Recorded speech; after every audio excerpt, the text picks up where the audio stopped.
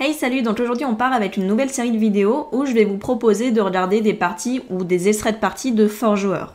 Alors ça va pas forcément être les joueurs du top niveau, il y en aura sans doute, mais voilà, des forts joueurs qui ont un titre donc de maître, grand maître, et donc qui peuvent nous offrir du spectacle sur leur partie et de très très belles combinaisons. Et donc aujourd'hui pour commencer, je voulais vous présenter cette fin de partie qui a été jouée en Blitz, justement lors du championnat de France de Blitz qui était organisé le week-end dernier en ligne, le samedi 16 mai.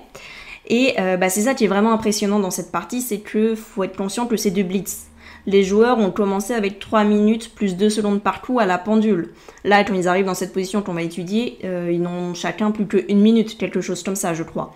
Et donc c'est ça qui est vraiment impressionnant, c'est que ils devaient jouer vraiment très vite, et on voit que même s'ils doivent jouer vite, la qualité du jeu ne disparaît pas. Et il y a de très très belles combinaisons, et on sent que le calcul est présent. Après, à quel point les joueurs ont pu calculer ou pas, on sait pas trop. Il y a aussi l'instinct qui joue beaucoup, les connaissances des schémas tactiques qui jouent aussi énormément, donc difficile de savoir. Mais voilà, c'était vraiment impressionnant, d'autant plus pour moi qui l'ai vu en live, donc on voyait à quel point il jouait vite. Là, vous allez perdre cet aspect de rapidité, donc c'est un peu dommage. Mais voilà, si vous avez ça en tête, que c'est une partie vraiment très très rapide, ils avaient chacun 1 minute pour jouer, et ça devient assez impressionnant et très joli à voir. Donc c'est une partie qui affronte Kevin Thérieux avec les Blancs, un maître international français et un entraîneur très connu. Il a d'ailleurs été mon entraîneur pendant plusieurs années.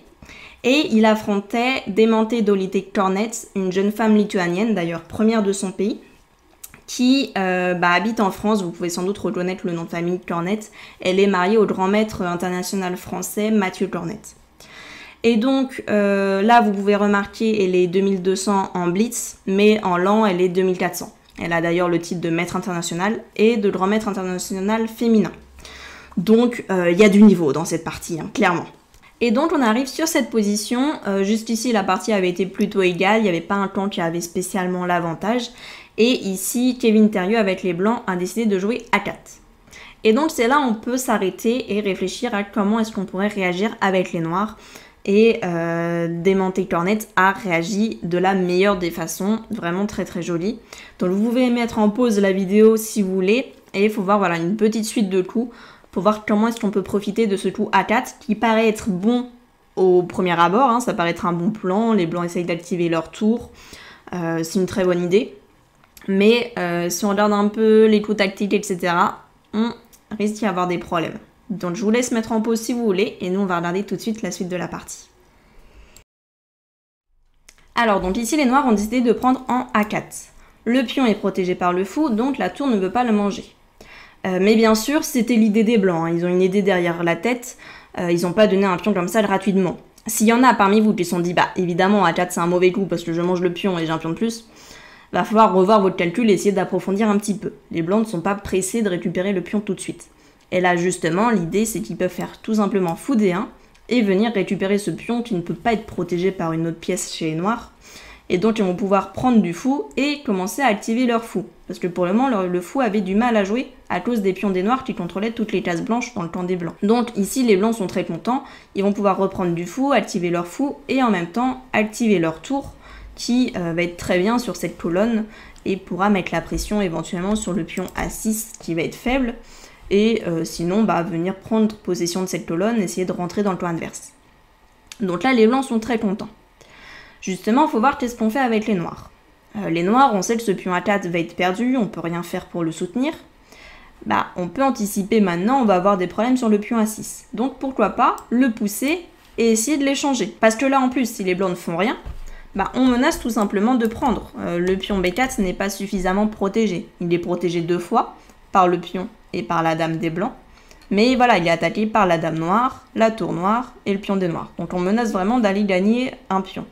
Donc les Blancs sont obligés de réagir. Bien sûr, le coup logique qu'il faut calculer, c'est pion prend A5. Et alors ici, vous pouvez remettre en pause la vidéo si vous voulez vraiment essayer de chercher et trouver le super coup qu'ont joué les Noirs dans cette position.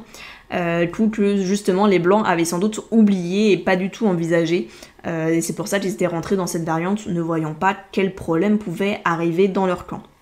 Donc n'hésitez pas à mettre en pause la vidéo et puis nous on regarde ça tout de suite. Alors, ici si on commence à envisager les coups avec les Noirs, le premier coup qui peut paraître éventuellement logique, ça serait le coup A3, en se disant j'avance mon pion, comme ça il est protégé par madame et je le conserve. Et le pion A5, on pourra éventuellement le récupérer assez facilement en tout simplement faisant tour A8 pour récupérer le pion. Le problème ici, c'est que ce pion ne va pas être suffisamment protégé. Ici, les blancs jouent tout simplement dame A2 et ce pion va tomber. Donc imaginons s'il y a tour A8, eh bien je prends le pion et maintenant le problème c'est qu'en plus le pion A5 est protégé. Donc là les blancs seraient mieux. Donc ça n'irait pas le coup A3. Un autre coup que vous avez pu envisager c'est le coup tour A8. Éventuellement ce serait tout à fait logique. On veut venir récupérer le pion A5. Mais là, ça va juste terminer en une partie nulle, hein, parce que toutes les pièces vont commencer à s'échanger et il n'y a pas un avantage qui saute aux yeux dans un plan comme dans un autre. Donc ici, ça donnerait nul. Et donc tout ça, c'est sans doute ce qu'avait calculé Kevin Derieux avec les blancs. Mais ici, Démenté Cornet a trouvé un super coup, qui est le coup tour B3. Et là, si on commence à regarder, on peut se rendre compte que c'est un coup qui est vraiment très très fort. Les blancs vont être obligés de prendre la tour, parce que s'ils ne la prennent pas, le pion A4 maintenant est protégé. Vu qu'il est protégé par le fou et n'est attaqué plus que par la tour. Parce que maintenant le fou D1 est bloqué par la tour B3. Donc là les blancs ne peuvent plus récupérer A4. Et donc si les blancs décident de ne pas prendre la tour, bah ça va être simple à jouer pour les noirs. Ils vont tout simplement pouvoir éventuellement jouer dame C7 et venir récupérer ce pion A5. Et ensuite voilà, le pion A va pouvoir menacer et avancer. Donc là les blancs n'ont pas le choix. Ils sont obligés de prendre la tour. Mais qu'est-ce qui se passe ? Et bah ici on voit tout simplement qu'on peut reprendre 2 pions C et obtenir 2 pions passés protégés pas loin de la promotion et donc ils vont devenir vraiment très très dangereux. Ils sont bien protégés grâce au fou de case blanche et donc ils n'ont aucun souci. Ça va devenir très problématique pour les blancs et on va voir ça dans la suite de la partie. Là justement, les blancs ont décidé de jouer dame D3. Dans l'idée, bah éventuellement pouvoir garder le pion A en jouant A6 et être protégé par la dame, donc pour pas le perdre, parce que si les blancs perdent le pion A, c'est fini pour eux. Parce que les noirs pourront tout simplement mettre leur tour et la dame derrière les pions noirs et les aider à avancer. Donc là, le pion A des blancs est très important pour empêcher un peu ce pion A des noirs d'avancer trop simplement. Donc ça, c'est l'idée. Une autre idée des blancs, ce serait éventuellement de faire aussi C4 pour essayer d'ouvrir la position et activer leur tour. Parce qu'en fait, les tours, c'est des pièces qui sont fortes s'il y a des colonnes ouvertes. Mais vu que là, il y a des pions sur toutes les colonnes, et bah les tours, ils ont du mal à jouer. Et on va voir justement que le fou des noirs va être beaucoup plus fort que les tours blanches. Alors donc ici avec les noirs on a plusieurs bons coups possibles, mais ce qu'il faut vraiment avoir en tête c'est qu'on veut activer les pièces le plus vite possible pour venir soutenir ces pions et les aider à avancer. Là pousser le pion directement par exemple comme A3, ce serait prématuré, le pion B3 se retrouverait non protégé et on n'est pas du tout pressé de faire ça. Les pions pour faire promotion ils vont avoir besoin de l'aide de leurs pièces. Donc là comme elles sont un peu en bloc, il va falloir s'occuper de ça en priorité. Surtout qu'on n'est vraiment pas pressé de pousser nos pions. Là, ils sont très bien positionnés, ils se protègent entre eux, le fou protège le pion A4, donc ils n'ont aucun risque. Donc, il faut s'occuper de ce bloc de pièces et surtout de la tour F8 qui a du mal à jouer et qui serait très très utile pour venir aider les pions à avancer. Donc, A3 ne serait pas un coup envisageable. Qu'est-ce qu'on pourrait envisager ? Eh bien, justement, on a dit que ce pion A5 était un peu faible, donc on pourrait essayer justement d'activer nos pièces tout en attaquant ce pion pour menacer de le gagner. Donc on pourrait déjà s'occuper un peu de notre dame noire pour venir l'attaquer. Donc on a le choix pour l'attaquer éventuellement de la case C7 ou de la case A7. On pourrait aussi envisager d'activer notre fou. Et dans ce cas-là, c'est vrai qu'on aimerait bien éventuellement faire fou B5 avec l'idée de l'enfilade. Il y a des problèmes tactiques. Fou B5, on peut pas tout de suite, il serait en prise, mais donc on peut envisager le coup aussi dame B7, qui est plus agressif et menace l'enfilade. Mais bon, les blancs pourraient éventuellement la parer. Et donc justement, les coups dame B7 et dame A7 seraient des bons coups. Dame A7 a justement été joué dans la partie. Le coup dame C7 serait intéressant, un peu dans la même idée que dame A7, mais c'est peut-être un peu moins bon, un peu moins précis, parce que ça pourrait laisser un peu de contre-jeu aux blancs, ça leur permet de jouer le coup dame A6, et d'activer la dame, et éventuellement de proposer des échanges de dames, donc ce serait peut-être un peu plus compliqué à jouer. Donc effectivement ici les meilleurs coups avec les noirs c'est plutôt dame B7 avec cette menace d'enfilade et ensuite la tour pourra venir en A8 pour venir embêter le pion des blancs. Ou sinon le coup qui a été joué dans la partie dame A7 qui vient menacer ce pion et dans ce cas la tour va peut-être plutôt aller en B8. Donc là les blancs ils ont sauvé leur pion, ils ont fait A6, maintenant le pion est soutenu par la dame des blancs. Et là bon pareil, il peut y avoir plusieurs coups avec les noirs. Les noirs ont joué ici fou C6 pour libérer leur tour. On aurait pu aussi envisager, maintenant que la dame ne menace plus le pion, on pourrait envisager des coups comme dame B6, de nouveau pour menacer fou B5. Mais pas besoin forcément de se compliquer la vie. On fait fou C6 et on laisse la place à la tour qui va pouvoir venir en B8. Et une fois qu'elle sera en B8, on menacera fou B5 avec l'enfilade et le gain du pion A6 derrière. Et donc là, ici, on voit qu'avec les blancs, ça devient très très compliqué pour commencer à trouver des coups et quoi faire. Donc là, ils ont joué tour B1 pour essayer de venir bloquer ces pions.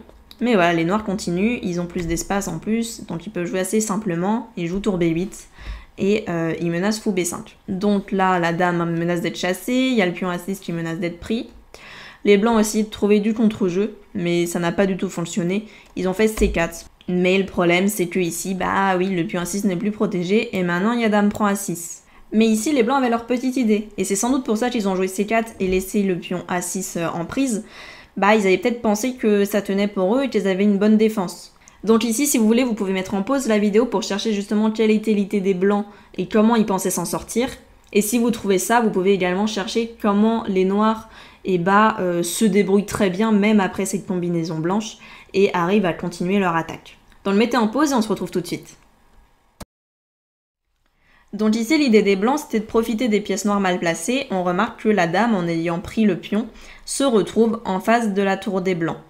Et donc avec ce vis-à-vis, le pion A4 se retrouve cloué. Et donc on réalise que le pion ne protège plus le pion B3, ou en tout cas plus aussi bien. Et on voit que ce pion, on l'attaque 2 fois avec les blancs et il est protégé qu'une seule fois réellement avec la tour. Et donc ici, les blancs ont joué tour prend B3, se disant tiens, je récupère le pion. Tour prend, dame prend, pion prend, et la tour récupère la dame. Et ici, ils se sont dit voilà, j'attaque le fou, donc je gagne un temps sur le fou des noirs, et ensuite je peux faire tout simplement tour B6, et j'arrive derrière le pion, et je peux choper le pion. Les noirs n'ont pas le temps de faire B2, parce qu'il y aurait tout simplement tour B6, bien sûr on n'irait pas manger le fou. On pourrait envisager aussi le coup fou B5, qui serait un fort coup, parce que là, bien sûr, il faut faire attention avec les blancs. Il ne faut surtout pas prendre le fou avec le pion, parce que là, le pion noir part à promotion. Mais ça marcherait pas bien, parce que là, de nouveau, les blancs ont tour B6. Et sur fou prend pion, la tour arrive à stopper ce pion noir qui ne peut plus avancer. Et donc, il suffit aux blancs de ramener le roi vers ce pion. Mais revenons à la position où on était. Ici. Là, les noirs n'ont pas oublié leur objectif. Leur objectif, c'est de faire promotion. Donc, en réalité, ils s'en fichent un peu de leur fou. Ils n'ont pas forcément envie de le sauver. Ce qu'ils veulent, c'est vraiment obtenir une dame. Et s'ils obtiennent une dame, la dame va pouvoir rivaliser face à la tour adverse. Le problème, si on va faire dame tout de suite, le pion va se faire stopper par la tour blanche qui va se mettre derrière. Justement parce que le pion, il va tout seul. On voit que le fou a du mal à l'accompagner. Mais donc, on peut voir qu'il y a quelqu'un d'autre qui peut venir soutenir ce pion. Et les noirs ici ont fait D prend C4, un très très fort coup. On obtient ces 2 pions passés, de nouveau protégés comme tout à l'heure. Tout à l'heure, on avait le pion A qui protégeait le pion B. Et maintenant, on a le pion C et les pions vont avancer ensemble. Et donc là, les pions rivalisent totalement face à la tour. Bien sûr, tour prend fou n'est pas possible parce qu'il y aurait B2 et on va aller à promotion. Sur tour B6, on fait C3 et la tour ne peut pas arrêter ces 2 pions. Là, on menace tout simplement de faire C2 et de faire dame au prochain coup. Et c'est impossible pour les blancs d'arrêter ça. Le roi blanc est bien trop lent pour venir les stopper. Et la tour ne peut pas rivaliser comme ça contre 2 pions passés liés qui se protègent une fois que ceux-ci arrivent en 3e rangée. Ou alors en 6e rangée si on est dans le camp inverse, si c'était des pions blancs.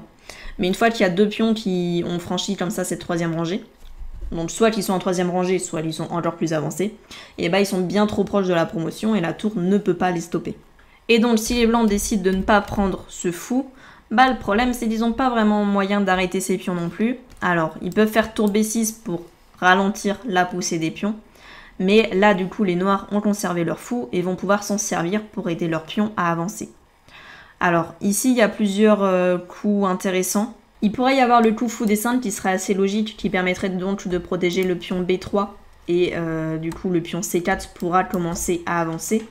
Et ensuite le fou pourrait se rendre en E4 par la suite pour aider à un moment donné à faire soit B1, soit C2, mais il pourra continuer à soutenir les pions avancés. Et le roi blanc ne va pas avoir le temps de venir. On peut regarder justement, imaginons roi F2, je pousse le pion, le roi arrive, B2, j'avance, roi D1, et puis maintenant fou E4, et on va faire promotion coûte que coûte.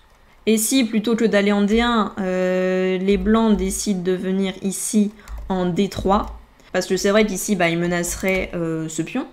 Mais bah là, c'est pas gênant, on fait de nouveau fou E4, échec, le roi prend le pion et on fait promotion. Et la tour blanche va être obligée de se sacrifier contre la dame, et ensuite on va gagner la finale de pion avec le fou de plus. Donc ça, ce sera une possibilité pour gagner. Une autre possibilité qui a été décidée dans la partie, c'est plutôt que de faire fou D5, d'aimanter à jouer directement fou E4. L'idée c'est, elle va venir en C2 pour venir soutenir ce pion. Et comme ça, le fou sera déjà placé pour contrôler la case de promotion. Et en plus, du coup, elle empêchera le roi blanc de trop s'approcher. Et donc, effectivement, c'est la suite de la partie. Le roi blanc essaye de venir. Il y a fou C2. Il se ramène pour aider les pions à avancer. Les blancs, là, bah, désespérés, ils ont essayé de trouver un chemin pour le roi pour essayer de défendre. Et donc, ils se sont dit, bah, mes pions blancs me dérangent et j'aimerais bien pouvoir passer là sur les cases noires pour venir attaquer les pions. Donc, ils ont décidé de sacrifier tous leurs pions pour essayer d'avancer. Mais bien sûr ici là en plus les noirs ont pris du pion F et donc les pions sont vraiment tous protégés et donc il n'y a plus rien à faire. Ça continue encore quelques coups, roi E3, C3, roi D4 et B2 et il y a abandon, les noirs vont faire promotion, il n'y a pas moyen de stopper tout ça. Donc bah voilà pour cette partie, j'espère que ça vous a plu, que ça vous a intéressé. Et donc bah, je vous rappelle, c'est une partie qui était jouée en blitz et je voulais vraiment mettre en avant voilà, la précision des coups de démonter Dolly Cornet qui a vraiment très bien attaqué. Elle pouvait pas jouer mieux, donc vraiment bravo à elle. Et puis bah, n'hésitez pas à participer en commentaire du coup pour me dire si cette série de vidéos vous intéresserait avec des belles parties, des belles combinaisons à regarder tous ensemble. Et d'ailleurs si vous en connaissez, n'hésitez pas à me laisser les références en commentaire, comme ça me fera une petite liste de parties qu'on pourra regarder. Et puis bah sur ce je vous dis à très bientôt, ciao.